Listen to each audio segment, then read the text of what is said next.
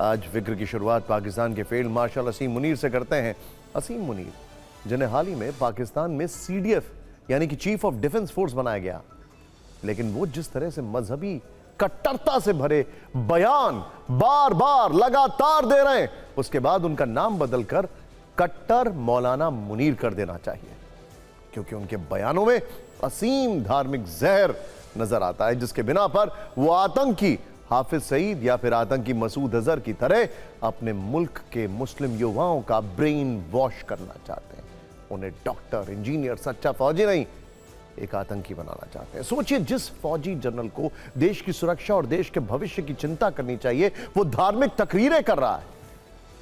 और हैरानी तो इस बात की है कि कितनी बेशर्मी से अपने मुल्क की हार को धर्म के पर्दे के पीछे छिपा रहा है। हालांकि अरब वर्ल्ड में मुनीर की कितनी पूछ है, पाकिस्तान की क्या हैसियत है, इसका अंदाजा इस बात से लगाइए कि सऊदी अरब ने हाल ही में 56,000 से अधिक पाकिस्तानी भिखारियों को देश से बाहर निकाल दिया, वापस पाकिस्तान भेज दिया। खैर, अब मुनीर के उस जहरीले बयान को डिकोड करते हैं, जिसका कनेक्शन भारत के ऑपरेशन सिंदूर से है। मुनीर ने इस्लामाबाद में नेशनल उलेमा कॉन्फ्रेंस में भारत के साथ हुए संघर्ष का जिक्र किया और दावा किया कि भारत के साथ हुई उस जंग में उन्हें अल्लाह की मदद मिली थी। वो मदद आते हुए उन्हें खुद दिखाई दी और महसूस किया था कि अल्लाह की मदद मिलने से ही हालात पूरी तरह बिगड़ने से बच गए। उफ, ये देखिए, इनको अपनी फौज पे भरोसा नहीं है। खैर, मुनीर के इस बयान से इतना तो साफ है कि मुनीर अभी भी ऑपरेशन सिंदूर के खौफ में है। मुनीर ने ऑपरेशन सिंदूर में मिली शिकस्त पर पाकिस्तान को मजहब के नाम पर बरगलाया और इससे पता चलता है कि ऑपरेशन सिंदूर को 8 महीने गुजर गए हैं, लेकिन मुनीर भारतीय सेना से मिली चोट को अब तक नहीं भूल पाए हैं। वो नहीं भूल पाए हैं कि भारतीय सेना ने उन्हें 4 दिनों में ब्रह्मोस से पाकिस्तान के 11 एयरबेस तबाह कर दिए। वो नहीं भूल पाए हैं कि भारतीय सेना ने पाकिस्तान के 9 प्रमुख आतंकी अड्डे नष्ट कर दिए। मुनीर जानते हैं कि इस लड़ाई में पाकिस्तान को हमेशा की तरह हार मिली है और उस हार को छिपाने के लिए वो अब बयानों में मजहब का पेंट लगा रहे हैं। उस पेंट से अपनी जनता की आंखों में धर्म वाली धूल झोंकने का प्रयास कर रहे हैं। असल में ऑपरेशन सिंदूर के बाद ही पाकिस्तान में झूठ का दुष्प्रचार करके ही वो फील्ड मार्शल बने, फील्ड मार्शल, और अब इसी झूठ के दम पर वो सीडीएफ भी बन गए।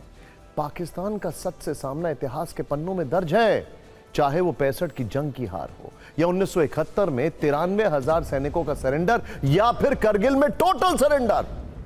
और अब ऑपरेशन सिंदूर में भारत के हाथों की पिटाई, भारत के हाथों से पिटाई एक और सबूत है। वैसे इसी नेशनल उलेमा कॉन्फ्रेंस में मुनीर ने अफगानिस्तान की सरकार को धमकी दी। क्या कहा, ध्यान से देखें।